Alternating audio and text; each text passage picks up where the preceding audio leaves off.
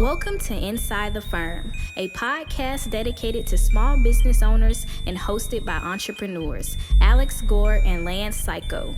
Each week, they take you on their journey of how to start, run, and grow a business by bringing you inside their architecture and real estate development firm. Get a behind-the-scenes tour of how these business leaders manage their clients and foster company culture while creating new and innovative projects. And now your hosts, Alex Gore and Lance Cayko.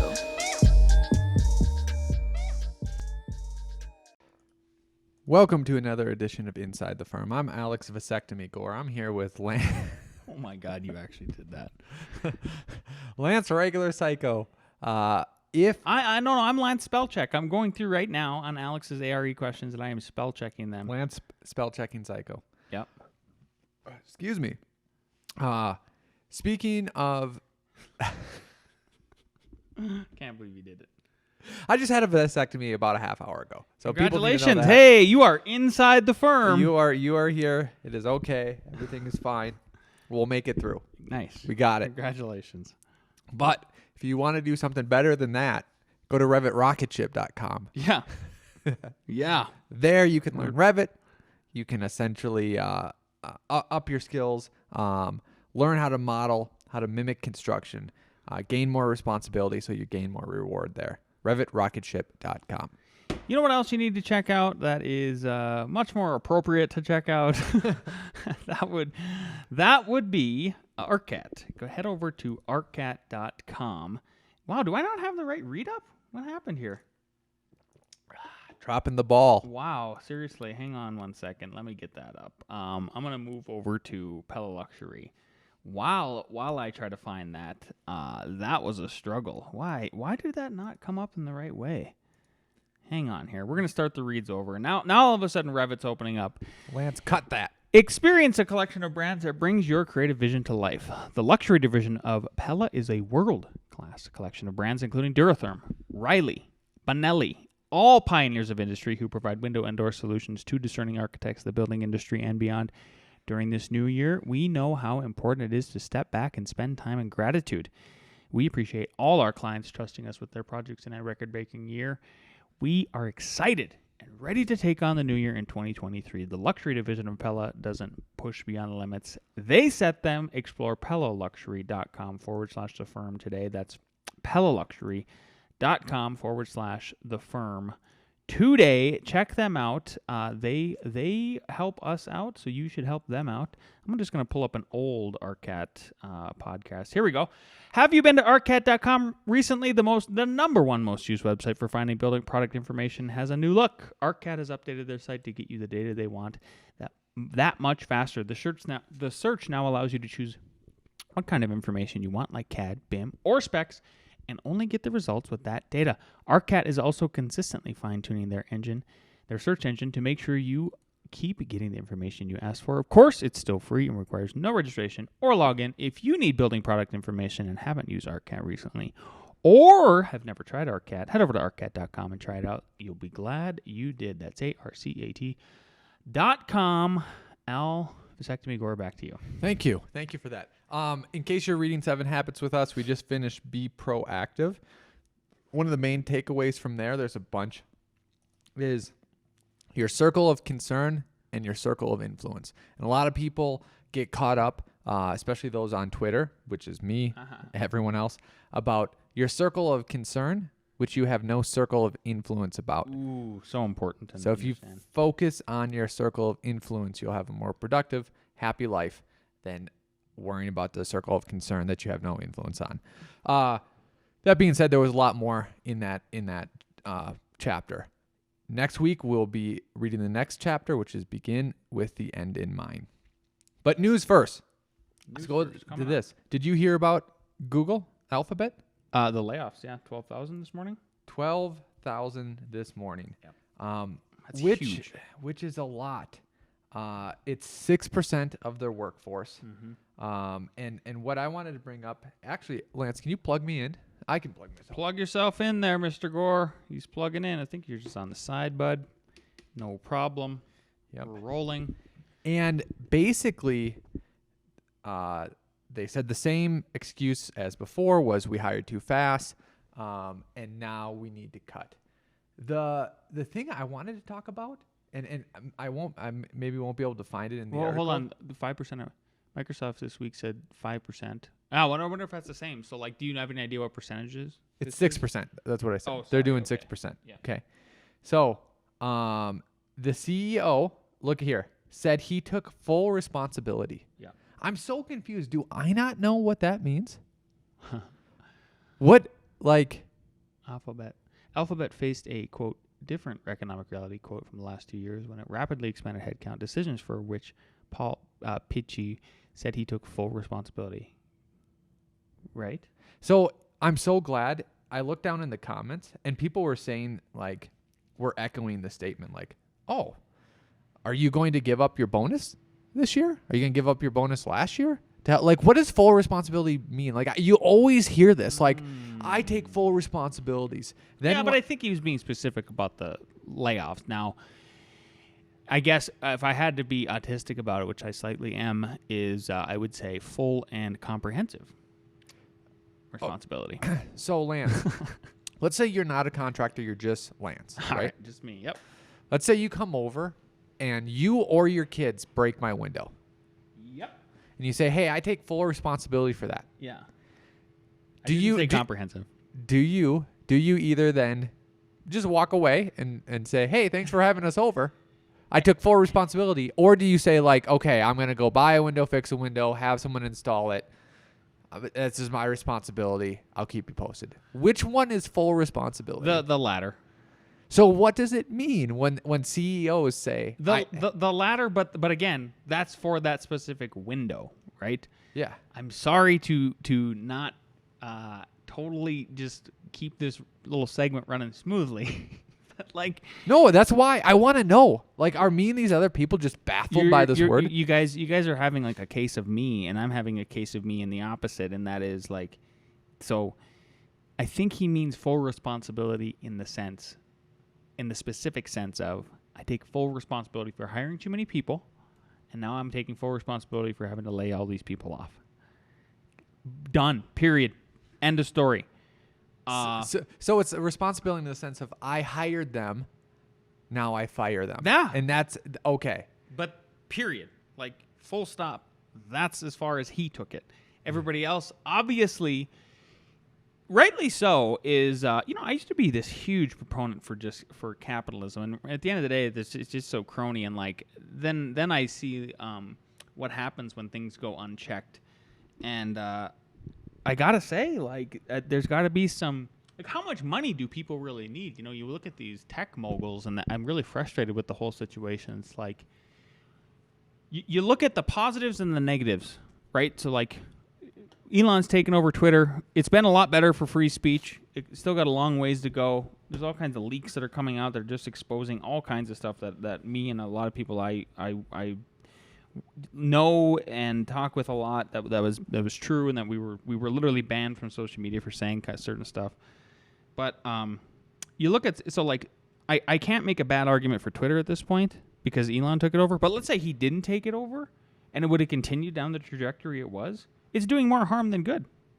So, and then, like, it's doing more harm than good for society, right? Before Elon took it over. You can argue with me about that if you want, but then, if it wouldn't have got taken over, if it's doing more harm than good, okay. Is the reward for all that harm justified by all these people like Jack Dorsey becoming a billionaire? I don't think so. Like, you've done more harm than good.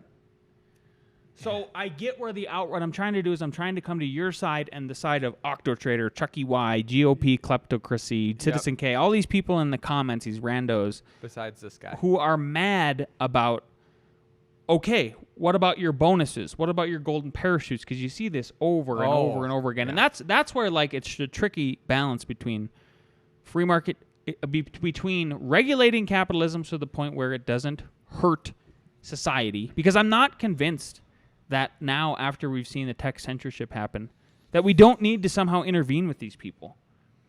Because power corrupts, right? So, like, they get into power situations, it corrupts. So that's where that outrage comes from. So, like, their outrage is just a little bit misdirected, but I think it's justified. Yes. That's why, like, if I had to get down to it, Al, it would be full and comprehensive responsibility.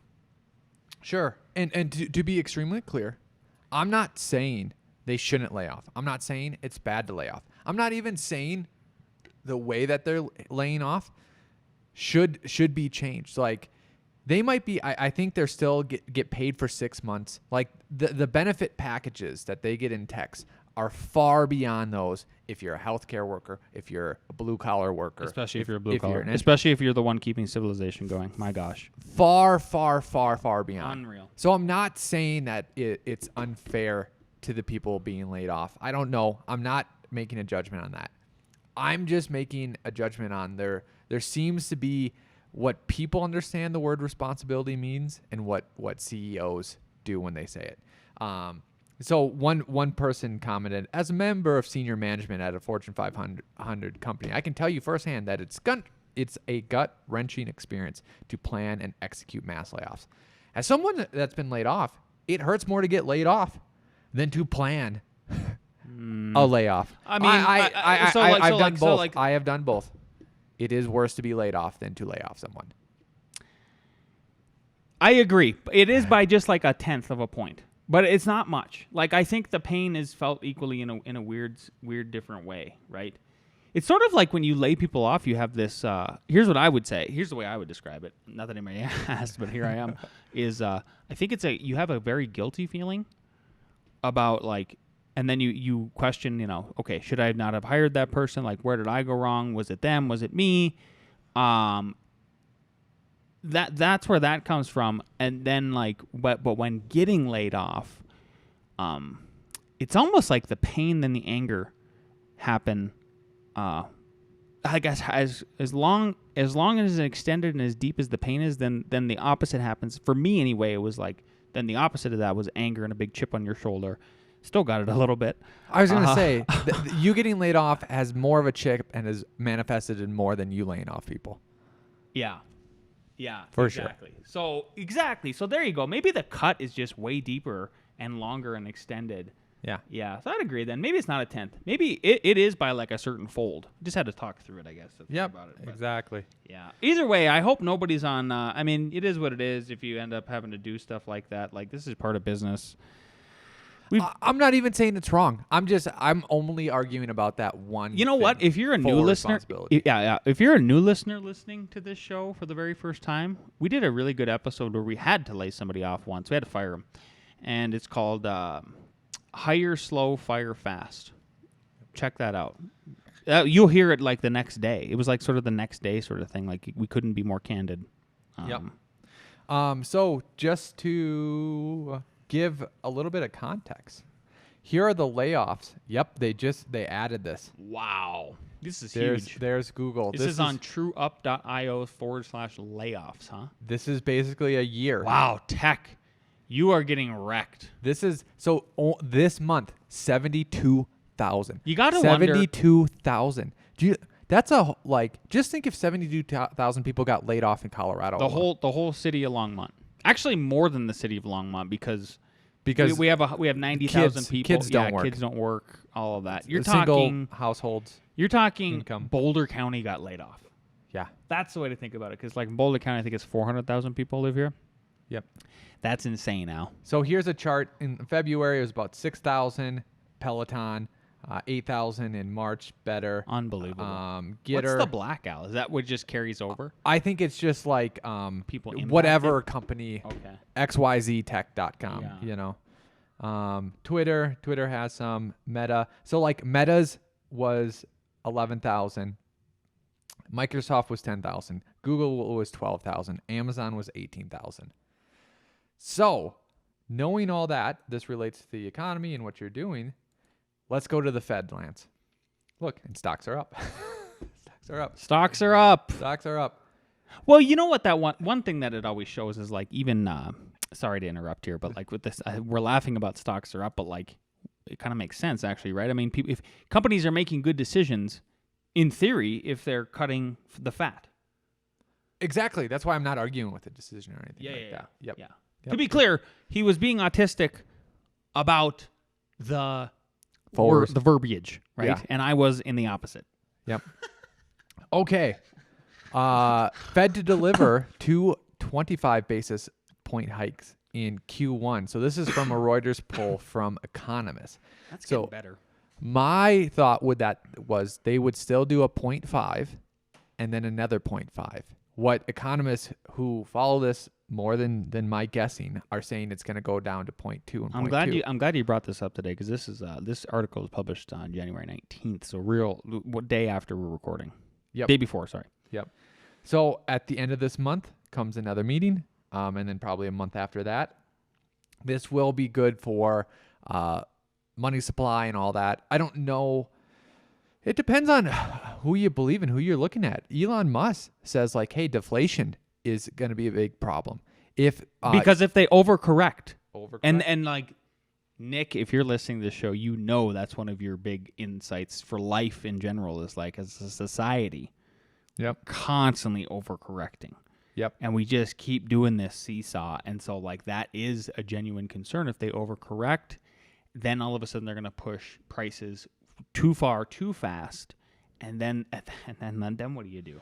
So if this is a softening based on not overcorrecting, that's good news. The only like bad inflation news is Lance, the Peter talk that I had you watch, Iowa State. Peter, I don't know how to say his last name, but he was going to say it's inflationary just based on things shutting down, things becoming more expensive, raw materials being held up in Russia, China having population the Ukrainian problems. war was a big issue. Yeah, exactly. And then also the population issues. I mean, it was uncanny. So I did watch that video. I think it was last episode, wasn't it? Yeah. Yeah. If you go to last episode, episode 289, check it out. He's good. I mean, a lot of doom and gloom and stuff like that, but like he's got numbers to back it up and stuff. Like 2 days later, then I get this, something came across my screen and I sent it to Sarah, and it was birth rates are down by 47% over the last 5 years in China. And I thought I sent that to you too. So No, you didn't, but so all I'm saying is it seems like that guy wasn't too far off. Let me see. But yeah, China's population falls for the first time. I think BBC News. Since 1961, births in China have fallen 45%. So if you go back and look at that, what it means, this guy was also very positive, just so everybody knows. The cliff notes of that speech were, he's in Iowa, so he's going to speak to Iowans. Well, what does Iowa got going for it besides like corn? Well, exactly, agriculture and cattle and stuff like that, right? Like, so growing stuff, and then a low tax base and all of that. So he was trying to like, hey, don't worry, you guys are still feeding the world. You're in really great shape, and like, just work on value added stuff. Just work on manufacturing too. Yeah. So like, manufacturing is going to have to eventually come back here in some kind of way. Yep. And Elon Musk's on the forefront of that, right? Trying to automate all that. And honestly, it might be a great time for that, because not everyone has to do them because of machines. Not everyone has to do the manual repetitive labor. So it could be a good thing. Anyways, the Fed can't solve Peter's problem, meaning like we need to become more productive. The Fed doesn't.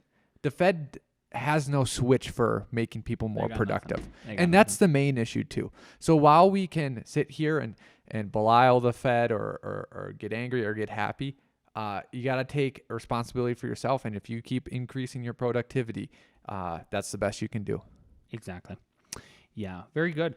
Good. Thanks for the economics, Al. I honestly hadn't been paying attention too much to it, so that is good to know.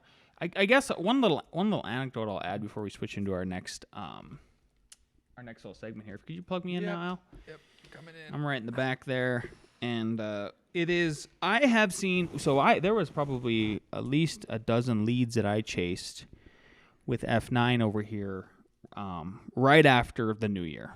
Was right on the ball, started chasing them, lined up a bunch of meetings. I've had a ton of meetings with folks, mainly single-family clients, a few commercial, but nothing multifamily. And everybody is in this holding pattern. I think the first thing they want to see is what happens after. This is why it relates to the Fed again, is like what happens when they raise rates now by 0.25%. How does the stock market react? You see all these tech layoffs, a lot of folks that that are in our area are tech workers. So it's been a classic slow January so far for us. And I think that's the thing that, like, that's how I try to think about this whole thing. Okay, so how is the macro affecting me? What can I do with that? Well, I just got to keep moving ahead. Don't, the first thing, if there's any advice I could give anybody is, like, do not cut your marketing. Your marketing is literally everything. If there's anything you should do, maybe this goes all the way back to the full responsibility thing, is like, what are you paying yourself? What do you need to pay yourself? Have you been lean since the beginning as a principal/owner? I know a lot of people don't like that. They were like, maybe I need to have 6 figures, like, just on my W-2. Like, what if you don't? What if you don't? And then you the way you set yourself up is pay yourself a reasonable salary that you can live off of, play a little bit off of, right? If maybe you're just your average vacation type of stuff, nothing crazy.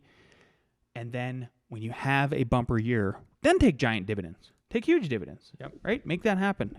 Because we don't know what's going to happen. I mean, if there's one prediction I would be willing to make today, it would be that I think in the first 2 quarters, it's going to be a kind of a rough, rocky start here in 2023. But at the end, I am very optimistic. I think mortgage rates are going to drop again.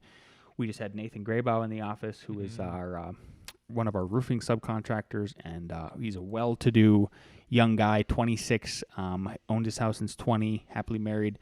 And he's very bright, and he was giving us the same sort of sentiment. He's also a realtor, and he's of the Chicagoan school, Miesian School of Economics, and he's like, you just can't deny the demand, like the demand and the supply. The supply is not there for houses, so like eventually the dam's got to break.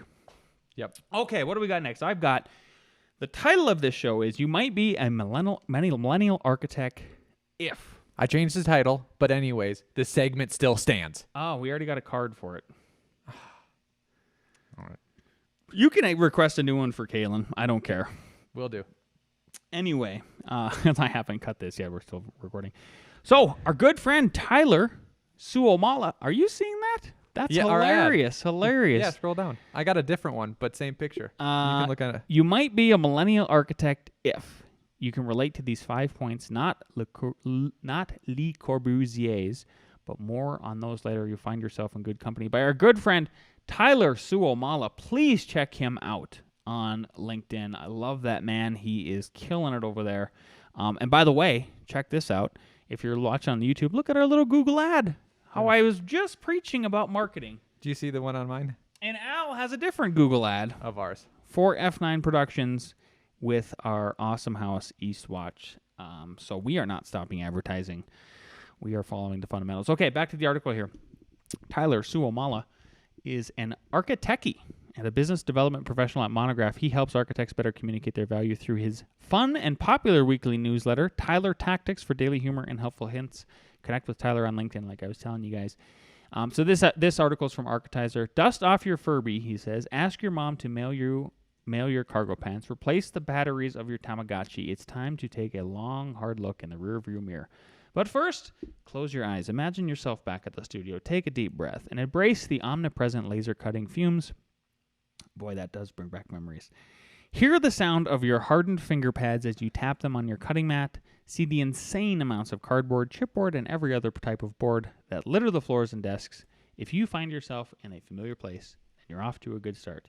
You might be a millennial architect if your love of architecture was born from playing The Sims. Al? Legos. Aha, same. Sometimes when I touch an old mouse in a thrift stop, I can still hear the music. I close my eyes and imagine the ease of switching carpets with 2 clicks of randomly placing 4 walls on a lawn without a roof. If you know, you know. I don't know about you, but I never imagined to design a home that looked as good as the opening credits. We all can dream, though, right? Do you know what's the next millennial? Is it Zoomers. Zoomers? My kids are Zoomers. You'll know that you want to be in architecture because of Minecraft. I think Minecraft would probably be the next one, yeah. Okay. Let's not forget the very important real-world lesson that we all learned from The Sims. When a client's budget is too small, you can just type Rosebud on your computer for 2 hours to add in an extra $1 million to their budget. Victory. Fantastic. I'm going to do that, Tyler. I am doing that. Hashtag Rosebud. The next one, the plotter was the only thing stopping you from world domination. Holy cow. These plotters, man. Problems. These plotters. Problems. You know, one of the things we did right away, and I think we talked about this in like maybe the first 10 episodes of Inside the Firm podcast, was you're going to be tempted if you start your firm to have a plotter. And every once in a while in the Entre Architect group on Facebook, somebody brings up the idea of a plotter, and I try to do everything I can to dissuade them to get a dang plotter, to not get a dang plotter. You're better off just farming out the printing to a local print shop. Yep. I understand if you're a remote architect, but even then, like what are the silver linings you've seen from COVID? Well, we have seen almost every jurisdiction go to digital now, which has been way better. Because the plotter, what the whole point of this is like probably what Tyler's going to say here. Nothing like burning an entire month of your grocery budget on plots with a 10% success rate. Am I right? The trauma is so strong that you can still run through the PDF settings in your head religiously, but there's no stopping the phantom lines or surprise color combinations that the plotter. I remember wanting to murder myself when like halfway through a plot and it would. Oh boy, this is the green lines. This is really hurting me right now, Tyler. Just so you know, I am flashbacks, PTSD from architecture Trigger school. warnings. Very bad. Next the rest one. of this will be triggered. Will trigger you. You believe that a grasshopper isn't an insect but a way of life. Never used grasshopper, but I Never got into that. Never got into it. But so I would say, like, for us, it was 3DS and all that good stuff to make it happen. Whoa, there's a pop-up. Le Corbusier was mentioned in at least half of your lecture. Yeah, I would agree with that. It was a lot of Mises, too. Yeah, but what's crazy is, like, is he not anymore? I would have assumed. Yeah, I just crapped on him the other day. I can't remember what I was talking about. I think because of his international. Remember his plan for Paris? That would have been so awful. Like, are you literally a communist? Let me pull that up real quick. Let me show you guys what I'm talking about. Yeah. Basically a bunch. Basically what made the ghettos in America. Like, oh my gosh. Yeah. Cabrini Green, right? Yep. Let's see. Just type in Paris plan. Yep, you got it. Let's see. Paris. Oh yeah, right here, Wikipedia. Thank you, Wikipedia. Look at this trash. That it would have been like just Soviet. It's like this is communism. Like, what are you doing? Yeah. What are you doing? So even if it's central planning from our private standpoint, I was arguing with somebody about the Entre Architect community about this. They were like, I hope the architects don't make. I just was sat in like there was a high school student that gave him some kind of presentation. They sat in as jury or something like that, and they were like, but they gave me hope that they're not going to make the mistakes we are. And I'm like, what mistakes have we made? And it was like urban sprawl, something like that. I'm like, that's the planners? That's then the civil engineers? And honestly, a huge part of it that everybody forgets is like, that's the fire department. Oh, the fire department. Did you know? The fire department. Did you know? This blew my mind the other day. I'm going to change the A.R.E. question based on that. Did you know that look, I am all about firefighters. Stay tuned. It's all good. But did you know that there's a sort of urban myth that's mostly true? That like firefighters back in the day, this is during Roman times, they used to be extortionists. So what they would do is they would start your house on fire and then you'd have to pay them to put it out. Yeah. And that's where part of it came from. So now, if you're a developer, you have to appease the fire folks. And the turning radius and the setbacks of the houses do not align. So what I wanted to bring up, I had a great conversation with Dina Pastros. She'll be coming out on Monday Morning Coffee next month, right after my birthday. Anyways, one of the things that we touched upon and she talked about was architects' ability to go above and beyond just like the single focus of architecture, right? And I won't give away some of the ideas, but one of them is like architects should have more influence on the process, the built environment, all this. Hey, didn't Mies and other architects think that back in the day? Literally, the international style is just can you get away from it? And I'll prove the counterpoint to this argument, basically saying architects should have less of a role. Yeah. And I'm not even blaming us. I'm literally like, I think you nailed it. Planning departments and also the fire. But Lance, here's the 2 points is what do we think that we know now? Just like Mies and all that, that's going to be wrong in the future if we apply it everywhere, fastly and wrong. Secondly, most people that are for hey, we need great architecture, we need connection, we need community, we need all that. They always point to these older European cities. Am I correct or incorrect? Okay. I have Cinque Terre pulled up here, Yep. and I just want to point out, like, there were no planners involved with that. I've been to all 5 villages. They're effing amazing. And no accredited architects either. Literally, exactly. They just got it done. So I'm doing this for fun, but if we want to make our cities better, fire every planning department, fire department, and architect. That is what I said, actually, in response to, I think his name is Steve. I said, well, Fire. I'm all about it. If the conclusion of this high school student's presentation was, we need to abolish the planning departments. Fantastic. We're on the right track, guys.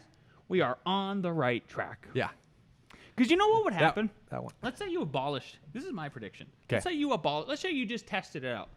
Let's say next year I become king of Longmont. Yep. Somehow they're Sure. like, screw it. We're just gonna appoint Lance king. You can do whatever you want, Lance. I'd be like, okay, everybody but essential people are getting fired, and that means planners, the whole planning department. I'm firing you, and we're just gonna experiment. We're gonna experiment for a decade. I'm king for a decade. This is all pretend. I'm just making it up. And then I would say, we're abolishing zoning laws. We are abolishing the zoning laws. And then I would tell the developers, I'd be like, come on in. Yeah. This is the place to party. Here, we want development. We are so development friendly. And I want you, Mr. Developer, Al Gore, your goal, I want you to try to pack as many frickin' units as you can on your land. We will do whatever it takes to make that happen within reason. You know what I think you'd end up with? What? Some pretty hot developments that look a lot like Cinque Terre. Like these, there's nothing about these that are building code compliant or anything like that. Can know you what I mean? make one rule in addition to that? I'm all about rules as king. And this is in fake make believe land, right? But here's your one rule: pack as many as possible, but no street can be over. Make up a number: 400 foot in length without a curve.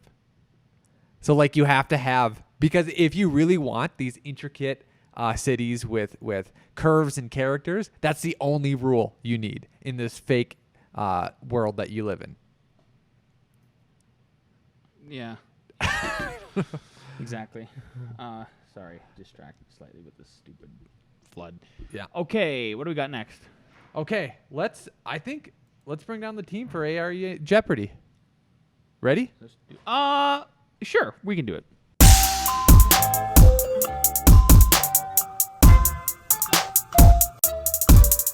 Question number 1. What is the rationale behind the requirement for vented roofs? Is it A, that trapping the heat leads to a multitude of cooling issues? Is it B, the susceptibility of gases to be trapped above the insulation requires venting? Is it C, planning departments are generally terrible? Or is it D, the susceptibility of light wood framing to decay from condensation in enclosed roof spaces? D. Correct. All right. Question number 2. Control joints and stucco serve what purpose? Is it A, help prevent cracking by relieving stress on the system? B, eliminate cracking by relieving stress on the system? C, structurally support the stucco at important intervals? D, provide water control shedding? Or E, planning departments are generally terrible? Nice. Control joints and stucco serve what purpose?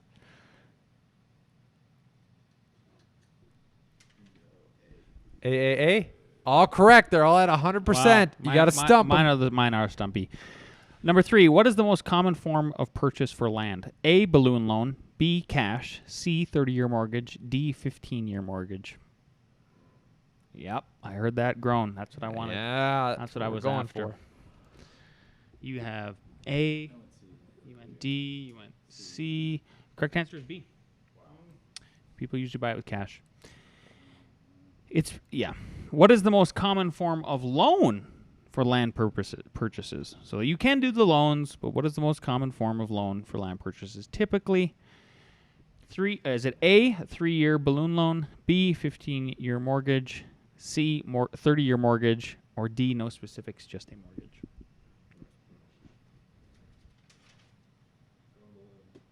You got A, C. The correct answer is actually D, according to some of these flashcards here. They just say a mortgage.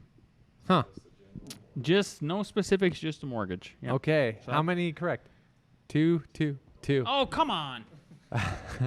Seriously? All right. Who wrote the tiebreak? Okay, it's between. Yep. Let me know if we used this one already. Have we talked about soil gas retarders before? No. Okay. Answer is going to be a number. When setting a soil gas retarder for radon control purposes, polyethylene sheeting shall be lapped not less than how many inches? 2, 6. Nope. Nope. Higher. 12. Correct. Where? Your answer is 12. Where are we going to eat? All right, fair enough. Lance, take us out. All right, if you like this episode, you guys know what to do. Go to iTunes, leave us a 5-star review. If you're watching on YouTube, like, subscribe, share with your mom. See you next episode.